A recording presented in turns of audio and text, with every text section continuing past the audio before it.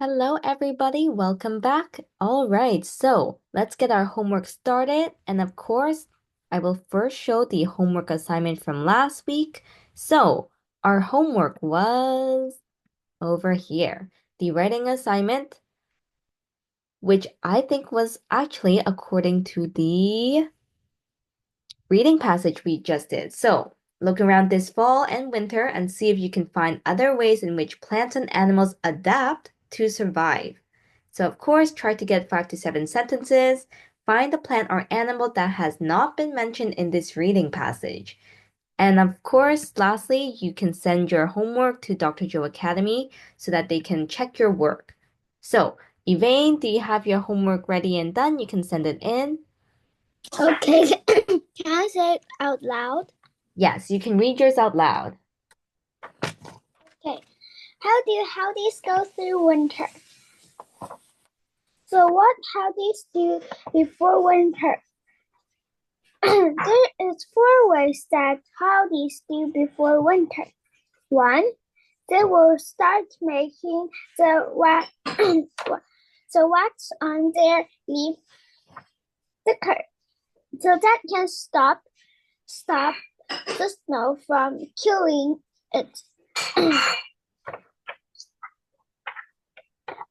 Two, change its DNA and start making it like sugar, because sugar can stay can make the snow melt and be warm. Three, its roots will stop working. So start its roots will start sucking the energy from the salt for and get ready for winter. So this is what howdies do to stand winter come and look for more about howdies. All right. Well, thank you, Elaine, for reading out loud your reading passage. So I think some tips to help you read better would just be to have your sentences flow together more. Try not to have too many spaces in between words unless there is a period. So that can help with the reading pace and so that the words flow better together and the sentences are more distinct. So you can hear where the sentences are as well as where the new sentence or new idea starts. All right, so does anyone else have their homework ready and can send theirs in or can read it out loud? No? Allison, Serena, Wesley, Isaiah, anyone? Well, I can. Okay, yes, Wesley, you go. Uh, can you wait a second? I Yes. need to say. Yes, of course. I can give you a minute. And anyone else who wants to go next as well, just have your homework answer ready and you can read yours out loud.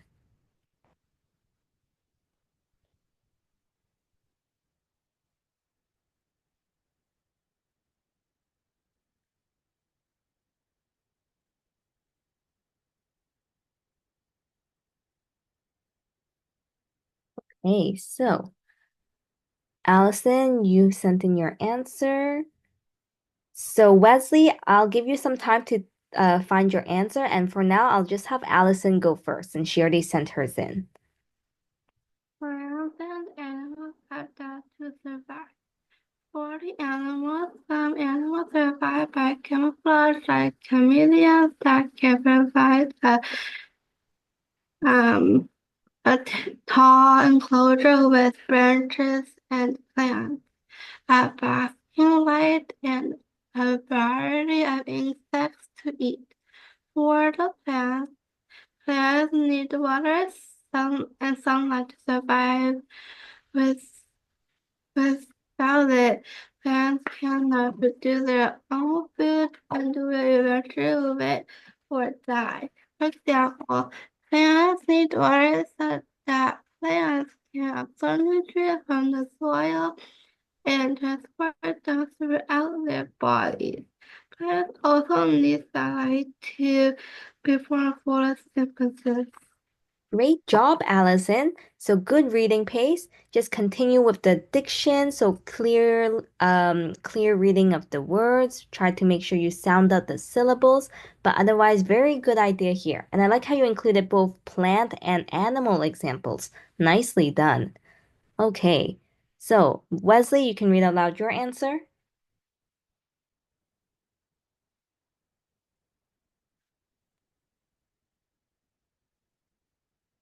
Migration. Many animals and birds go to the south when the weather gets colder.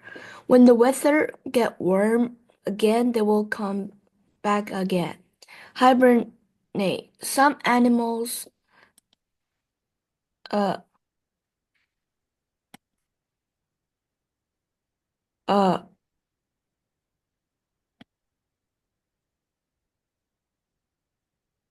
Oh, you can keep going. So you said some eat very, animals. eat ve- very full before the winter comes. When the winter comes, they will get heartbreak slower and use the less energy they they can use. The, they will not wake up until spring.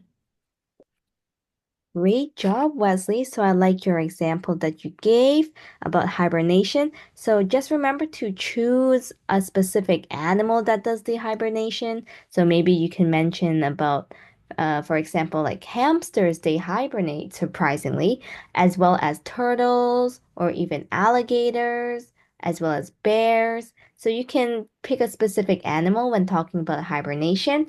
And also just for the some sentences grammatically might need a bit of correction, but other than that, good idea and good example and details given. All right, Brady, you're up next. One plant that adapts is pine trees. How pine trees adapt is they grow slower in the winter to conserve energy and water so they can get photosynthesis. Also, they have antifreeze type chemicals which prevents it from freezing. Only when physical damage is done to the tree, the leaves can fall. Also, the leaves have little surface so it can be harder to freeze. This is why pine needles can stay on the tree all winter long. Very nicely done, Brady. Good specific example with specific details related to this example. So nicely done, as well as having proper grammar and sentence structure and punctuation. So nicely done. I also like how you mentioned about surface over here, so it's harder to freeze. So I would just say it's probably you can say surface area to be specific because when you say have little surface, that might be confusing for some readers thinking where's the surface? What surface exactly?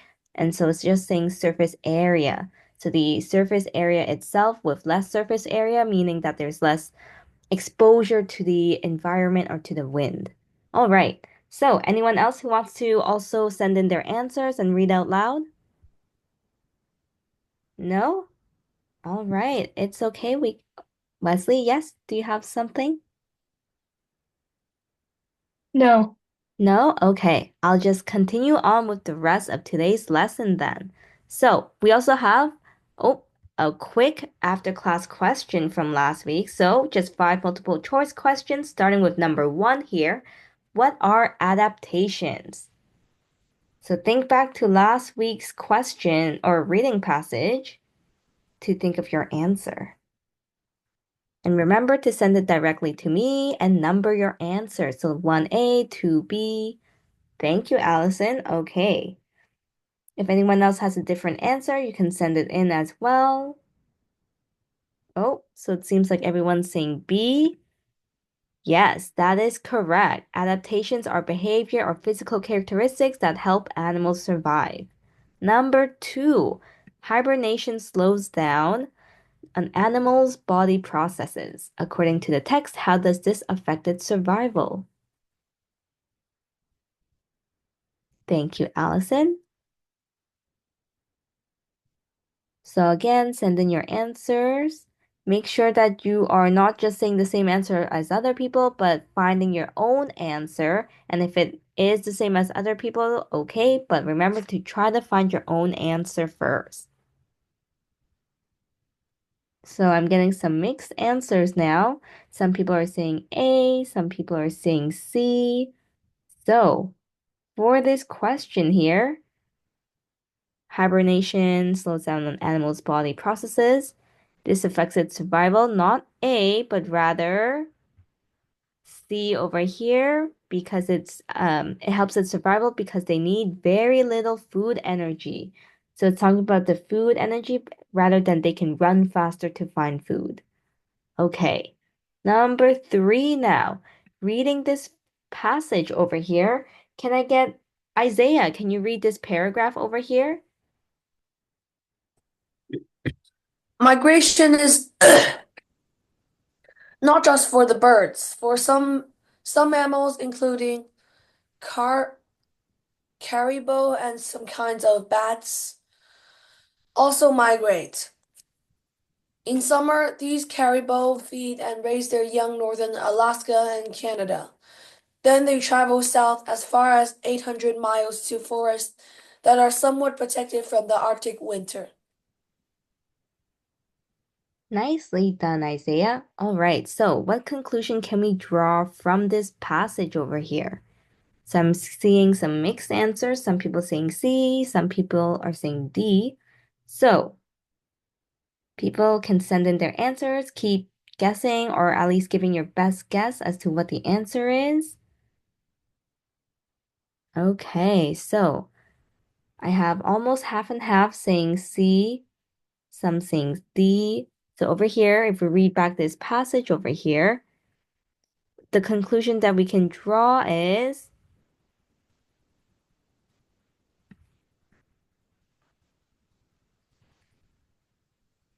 oh, so people are still sending in their answers, I see. Okay. So over here, conclusion that we can draw is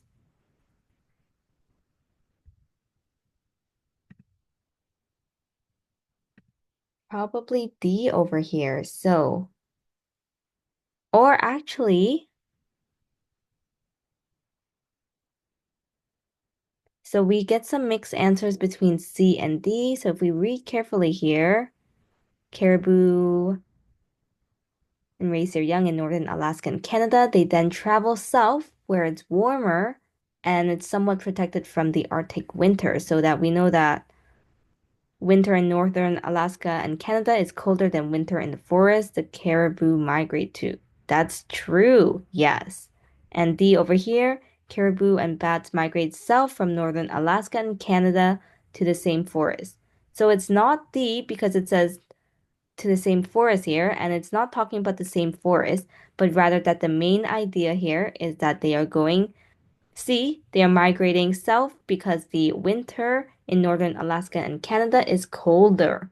So we can get that because based on this last sentence here, it mentions about how they are migrating south and these forests are somewhat protected from the Arctic winter. So it's meaning that these are somewhat warmer. It doesn't say anything about the forest being the same, so that's why it is not D but C. Okay, so moving on to number 4. How have the snowshoe hare and ruffed grouse adapted similarly to cold weather?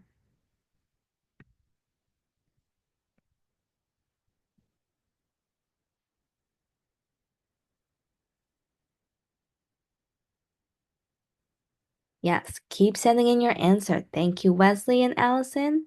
Remember, try to send it in directly to me so that other people don't see your answer and maybe get a chance to think of what their own answers might be. But keep sending in your answers.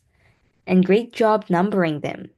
So I have some mixed answers going on. Some say A, C, or D, and some saying B. So we have one of each so far. Okay, some people are changing up their answers. All right, so final answer over here is that Let's go through each one. They grow hair on their feet that helps them walk on the snow. Okay, but what about the ruffed grouse? They slow down their heartbeat so they use little food energy. Is that true for the snowshoe hare? I don't think so since they are still active in the winter, so they're not sleeping or hibernating. So not B. Let's see C over here. Their fur or feathers turn white to help them hide in the snow.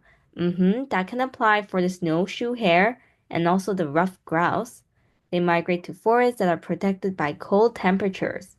Ooh, so if we look back here, even in the past question over here, it does not mention about the snowshoe hare or even the ruffed grouse. So in this case, it is C. Their fur or feathers turn white to help them hide in the snow. So remember, we actually know it's C because if we look back, we see here an example of the snowshoe hare in winter with its fur turning white, as well as previous picture over here where it's gray-brown during summer because there's no snow, so this fur color helps it to blend in. And it just has a bit of white here because it's still changing fur color right now. So it's still kind of like maybe in spring, the snow is starting to melt. There's some ground being shown, but there's still some snow. So that's why it's slowly changing. It hasn't completed its change yet. All right, so last question now, number 5. What is the main idea of this text?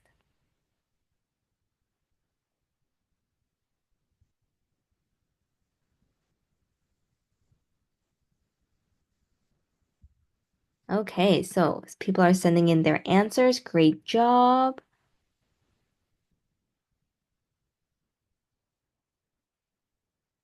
Yes, everyone's getting this correct. D is correct. The main idea of this text is D. We see all of the other answers are being very specific, talking about specific animals or rodent. And again, we're trying to get the main idea, which is the broad, general idea of this reading passage. And here A is not correct because it's just talking about trees, again, specific examples. So it's not general enough. So D is the correct answer. All right, great job, everyone. So that finishes off our quiz. Coming back to our lesson now, let's move on to a quote of the day since we didn't do one last week. And I have this quote where it says, ambition is the path to success. Persistence is the vehicle you arrive in. So, what do you think this quote means? Let's first define it, as well as give an example that is representative of this quote. So, again, you can give an example from your own life, your own experience, or maybe even something that you've read about from a story or from a TV show that you've watched or from a movie. So, maybe describe how this person or yourself had ambition or a desire to succeed or achieve this goal, and how did you do so? How did you stick to it? What did you do? Anything to help you overcome obstacles or such? All right, so let me first put this quote into the group chat and I'll give everyone some time to think of their answers as well as to write it out loud or write it down and then send it in.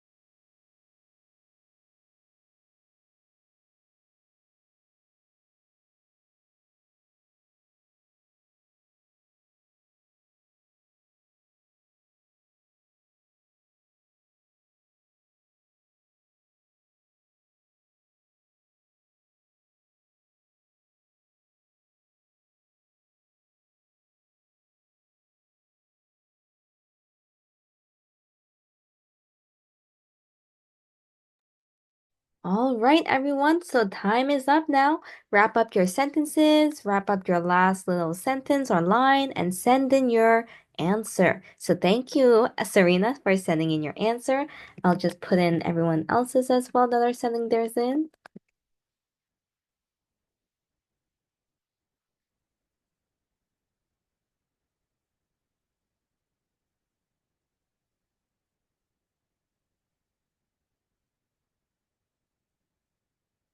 Right, so Serena, looking at your answer. So I agree with this quote, as you are agreeing together along with this quote.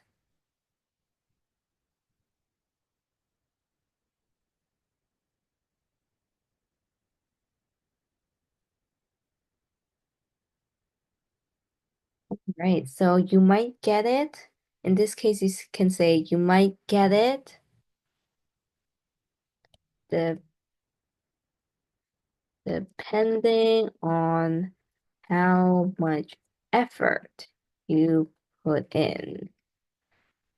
So that can relate to how you mentioned your next sentence here. You first need to persist and work towards your goal. Okay, so for example, mm-hmm.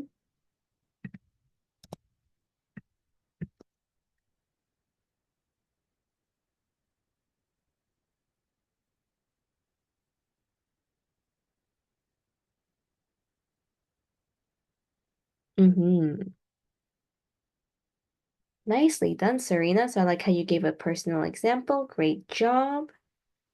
And Brady over here.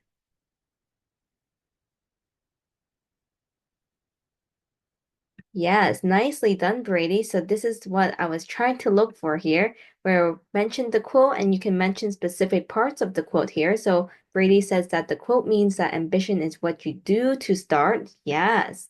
So ambition is the path to success. So first you have to have ambition in order to get started on your path or get on the right path. Then you'll have to have persistence. So persistence is the key factor to getting to the end of that path or getting to the end goal. Because although you have ambition, if you don't stick with this ambition and have persistence, you will eventually lose that ambition or maybe lose and not achieve your end goal. And of course, over here we have a comma because it's a bit of separation between this first idea, first part, and this second idea.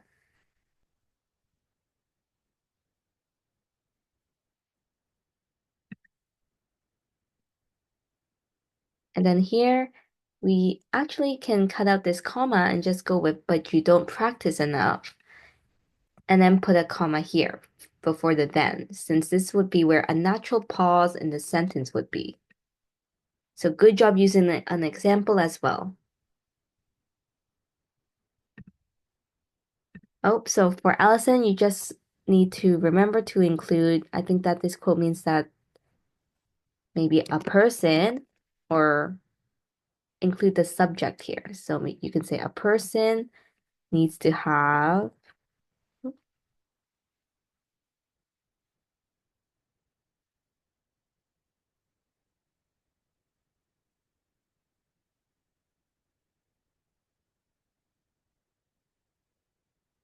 And remember, you only capitalize the first letter of the word in the first word or names, and then that's it.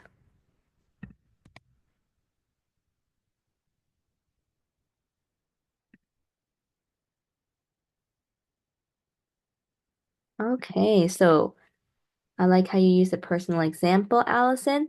I would just say to expand more on your example. So, okay, we have Sophia the first. Sasha sings the song to convince Sophia's family to desire something that they like. And then you can continue on and say, what exactly did it help to convince? How did they stick with their goal or with their hope to do something, or did they achieve it? So I would just say expand more. Expand more upon your example.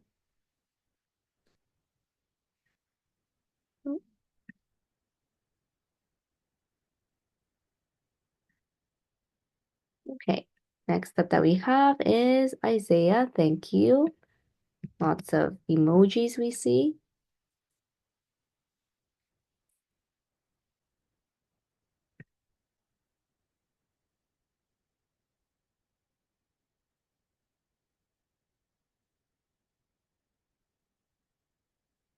Oh, nicely done, Isaiah. So yes, I like how you first defined it. You need ambition on your way to your goal. Yes, that's so true. So ambition is what keeps you going, but although you have a lot of ambition at the start, what takes you to the end of that path? Nicely done. It is persistence. And I like how you gave an example as well. Okay, so yes, you're using persist and ambition, but I would say give details on how. So how exactly would this basketball player persist? What would they do? So give examples, give some more details for that. Okay, everyone else, Elaine and Wesley.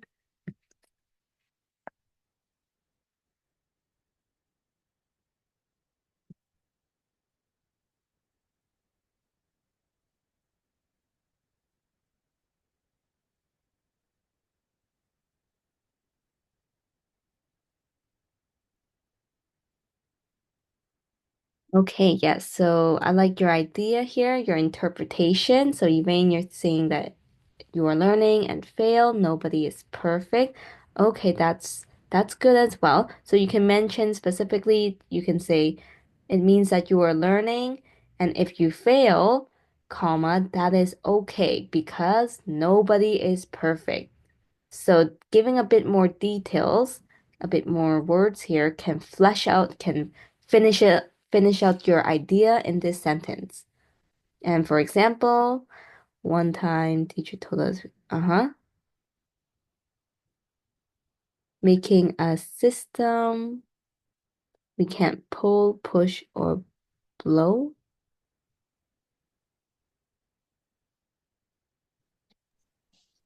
It's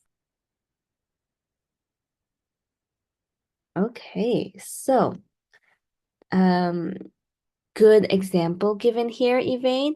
So just practice on some spelling here. But besides that, for your idea, for your example, I would just say you can be a little bit more specific. So, okay, you had to create a system.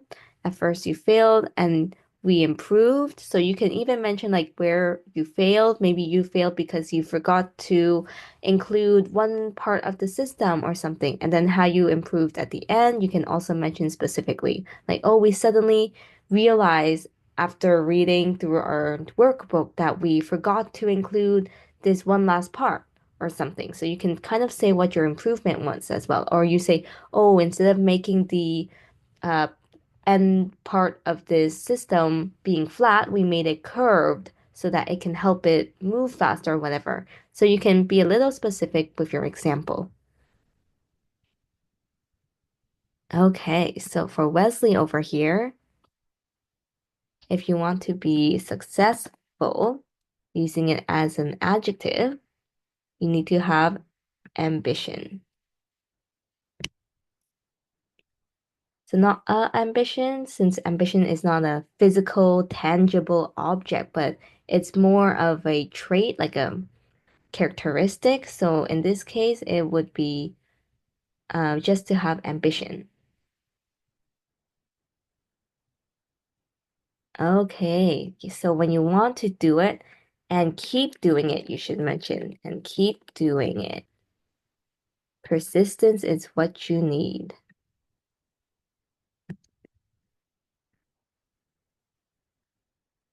Yes, good job, Wesley, with your example here. If you don't practice, it's nothing. And then you can say persistence is practicing or is to keep practicing.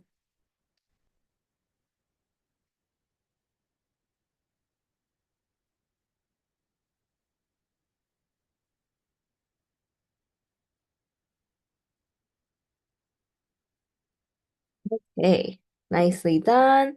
Are we missing anyone? Nope, so far, all right. So moving on to the next part, let's do first I'll do the recommended book and author that I have here. So this book is called Brownstone by Samuel Tier, and it also is illustrated by Mar Julia. Okay, so for over here, can I get this first half to be read by Serena?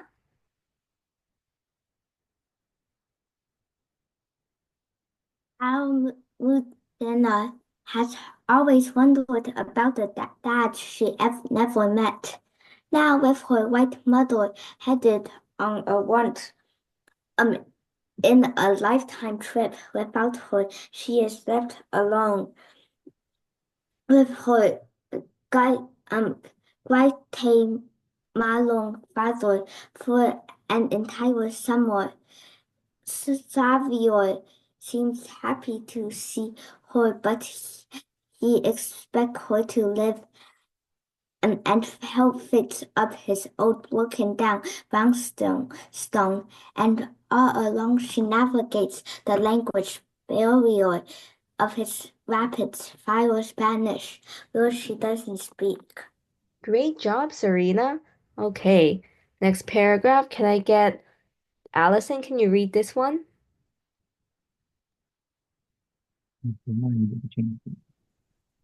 As Almendina tries to adjust to this new reality, she gets to know the residents of Xavier's Latin American neighborhood. Each member of the community has their own joys and heartbreaks as well as their own strong opinions on how this Latina should talk, dress, and behave. Some can't understand why she doesn't know where she comes from. Others think she's not brown enough to fit in. Great job, Allison. So good reading pace so far and pronunciation. Okay, last paragraph over here. Can I get Brady to read out loud?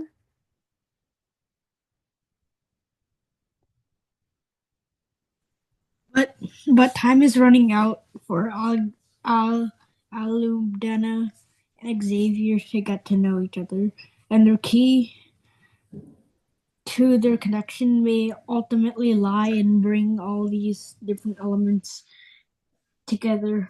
Fixing a broken building is one thing, but turning these stubborn individuals into a found family might take more than one summer.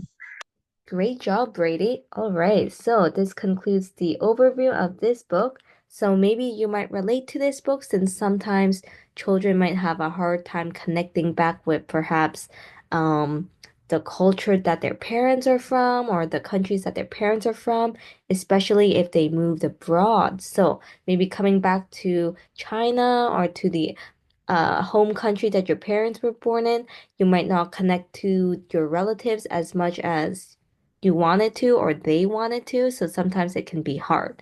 And I feel like this book might be somewhat applicable for some students. All right, so here is an overview of the author. Can I get Elaine to read this?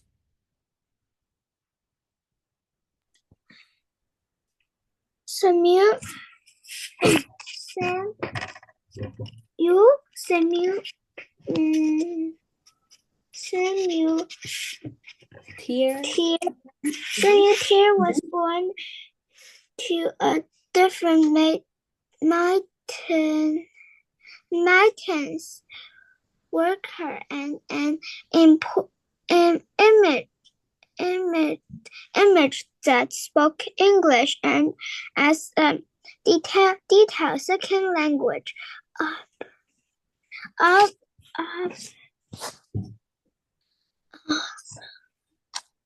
Obviously. Obviously, he became a writer. He was reading outside of St. Louis, Emma. He currently lived outside of Denver. She CEO with his wife and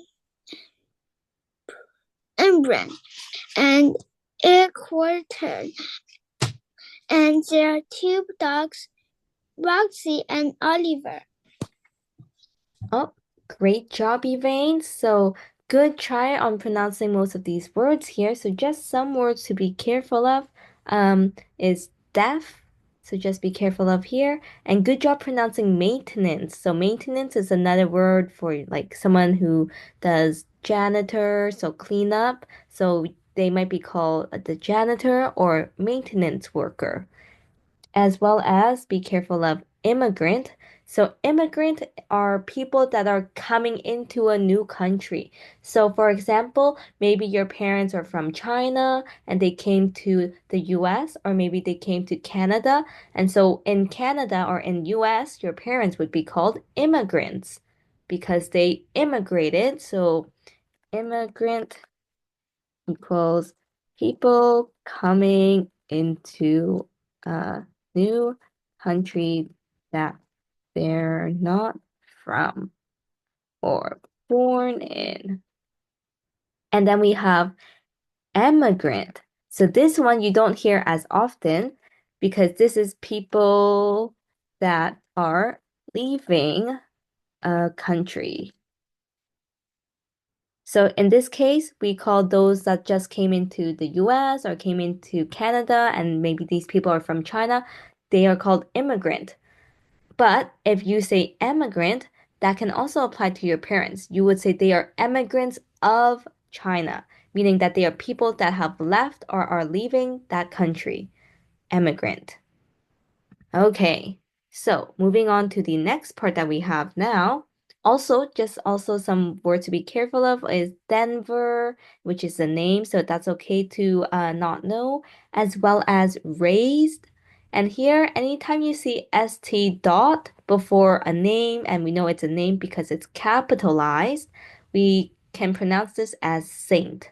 So st is a short form for saint. And in this case, it would be St. Louis or Louis. So it could be pronounced either way with the S or without the S. Louis or Louis. Okay, let's move on to the next part now. And of course, we have educator, which means teacher probably, as well as, yes, Isaiah said it can also be street. That's true. So when you see it at the front here, before a name, it would be Saint. But if you see it as, for example, George, and then we say George Street, ST is short form for street. So in this case, it means George Street. Okay. Moving on to the next part here, we have some words to be careful of, such as navigate, barrier, and stubborn. All right, so navigate, our vocab word is going to be meaning to find one's way, either over water or land. So usually people use it, they can be literally like, oh, I'm trying to navigate the desert to find my way from the west coast to the east coast. Or you can be talking about terms of navigating something that is metaphorically hard. For example, maybe you're reading a reading passage and you're saying, I am navigating my way through the concepts of this reading passage. So that would be more of a, not a physical navigate, but rather reading passage, so non-tangible way of navigating. Okay, next word we have is barrier. So again, it can be a fence or other obstacles. So something that is a barrier could be not physical, but rather mentally or emotionally. So not something that, again, you can see or touch, but rather maybe something you feel or something that you imagine. Okay, last word over here is stubborn, meaning that you have strong determination to not change, maybe your own attitude or your own reason or answer on something, even though that there might be some good arguments or reasons to do so. All right, so coming to the next part, I have a writing prompt where you're going to tell a story about your own experience going to another country or culture to visit relatives. or even just to visit that country as maybe a tourist or for vacation. How did the people treat you? Was it similar to the protagonist in the story? So, did you have a hard time connecting to either your relatives or to the people in that country? Or did you have an easy time? Okay, so I'm going to put this all into the group chat and give you all some time to think of your answers,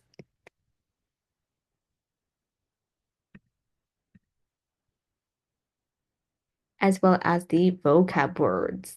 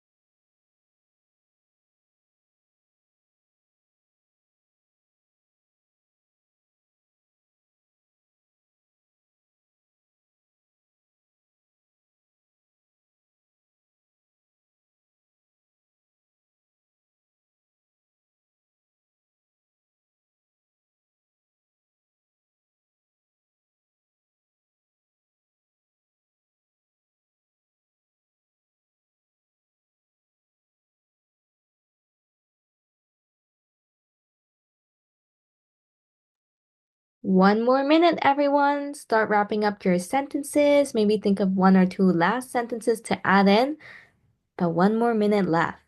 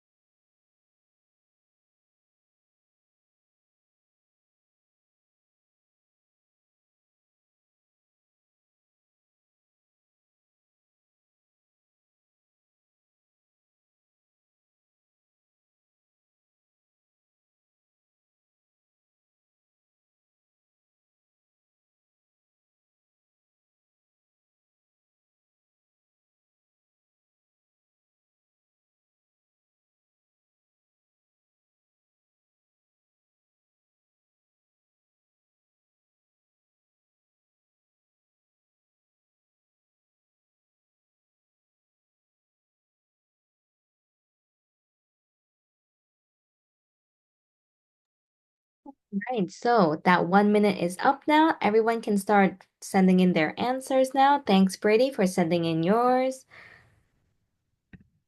And I'm going to add in some punctuation here.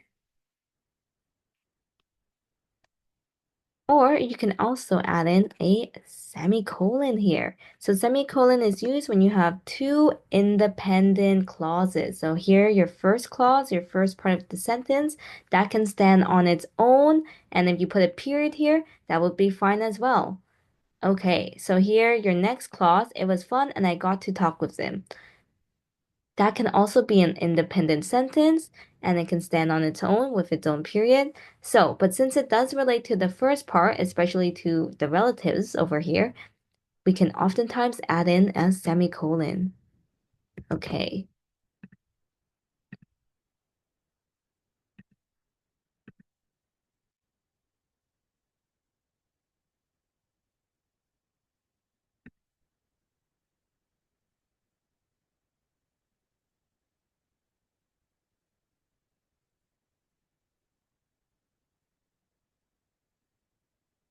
Nice job, Brady. So I like how you use all of the vocab words over here, as well as merging it into your story. So good job, Brady. Anyone else? Does everyone need more time? Or can anyone send in their answers as well? It's okay if you don't have a lot written. Just send in whatever you do have so far. Oh, thank you, Serena.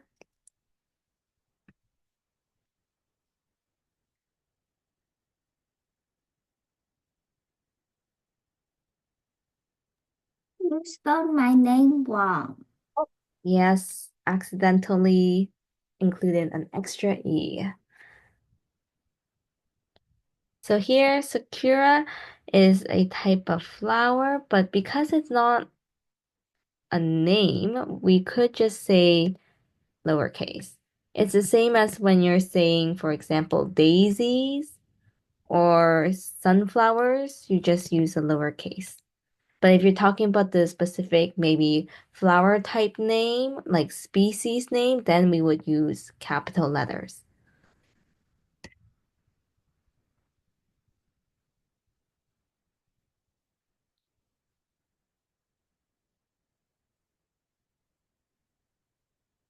Oh, okay. So here I like how you're trying to say that you navigated. In this case, when you navigate, it means that you're finding one's way. But since I think you're trying to use navigate instead of flying business class, it doesn't quite work here because you didn't actually have to like find your way. You ended up flying. So here, maybe not the best use of navigate. Instead, you can say, it was fun there. My family and I went to Tokyo, but we can't communicate the language very well.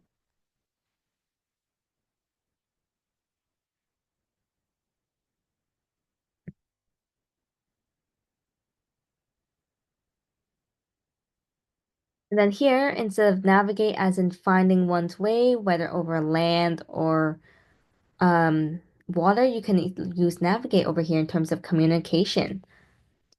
But we ended up navigating our way through some conversations with Japanese.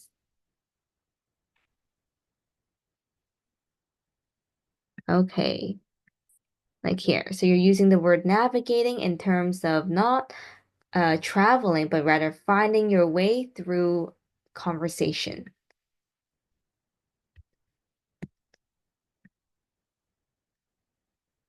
And then Japanese, in this case, you're using it as plural. So let's do plural and say W-E-R-E.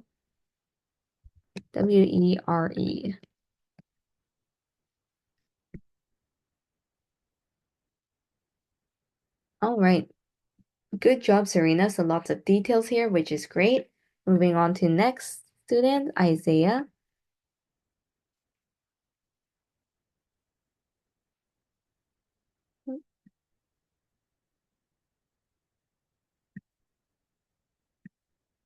Okay, so for yours over here,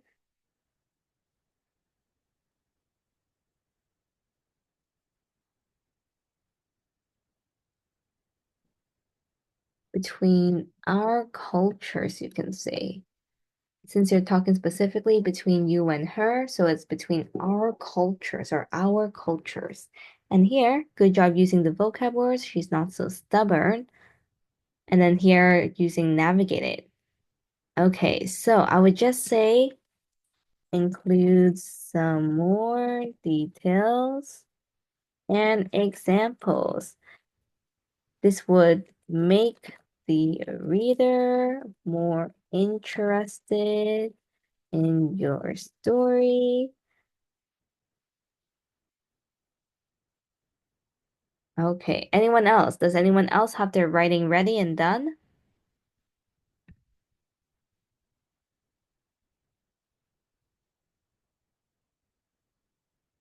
Okay, so we only have 3 minutes left. Yes, Elaine?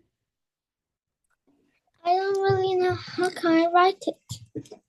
Oh, okay. So here the question or writing prompt was tell a story about your own experience if you went to another country or culture to visit relatives or even just to visit that country as a tourist. So maybe you went on vacation to, let's say, for example, you went to Spain or maybe to France.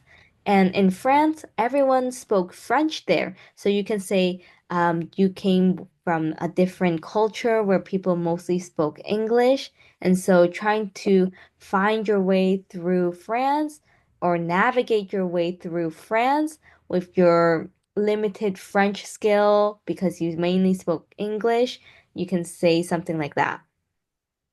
Or even if it's visiting relatives, you can say you went back to China to visit relatives and your relatives were always asking you questions in Chinese, but maybe your Chinese wasn't good enough, so you only understood part of it or you ended up getting like some answers wrong because you didn't quite understand what they were saying. So that's just a little bit of some examples that some people might have for this writing prompt. So, Elaine, does that help you with answering this writing prompt? Yes. Yes? Okay. Anyone else? Does anyone else have any questions or needs more time to finish up their answers? So keep writing. I'll just take this 1 minute that we have left just to go over the homework. So homework is really short. It is just the writing assignment that we've had. So you can choose to either write about the best experience you've ever had during winter. Or, since we didn't get a chance to read about this reading passage, we don't need to do this. So I'll just cut this out. So, write about the best experience you've ever had during winter. What do you think is the best experience? Maybe it was during a party that you had, maybe it was a Christmas gift, or maybe it was a vacation destination that you went to with your family, or maybe it was um, someone's birthday, or maybe you did something special. So anything. It could be about the best experience you've ever had during winter. So that would be your writing prompt. Okay. So Elaine, for your writing, since we're out of time now and at the end of class, those of you who haven't sent in your answers for the writing prompt from before, send it into the forum on Dr. Joe Academy, as well as the answer for this writing assignment. So you can send in both to the forum on Dr. Joe Academy. And then for everyone else that have already sent in their answers, you're going to write about the best experience you've ever had during winter. So again, it could be about anything. It just has to be, you have to explain why it is your favorite or best experience.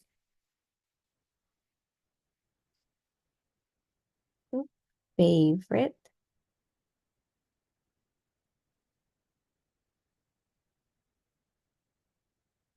All right, so I'll stop sharing here and I'll let you all go on with the rest of your day, everyone. So of course, if you have any questions, you can let me know now or let us know through Dr. Joe Academy on the forum, as well as if you have any requests. Is there any specific reading topics you want to do or any types of English grammar or maybe English subjects you'd like to look at?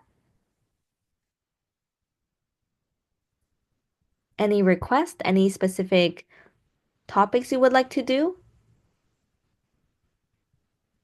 No? Okay, that's fine. I'll let you all go on and enjoy the weekend then. Bye, everyone. See you all next week. Bye. Bye. Bye.